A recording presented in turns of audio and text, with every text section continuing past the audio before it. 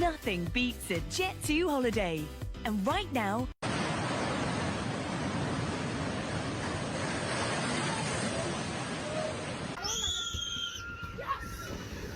Oh, damn.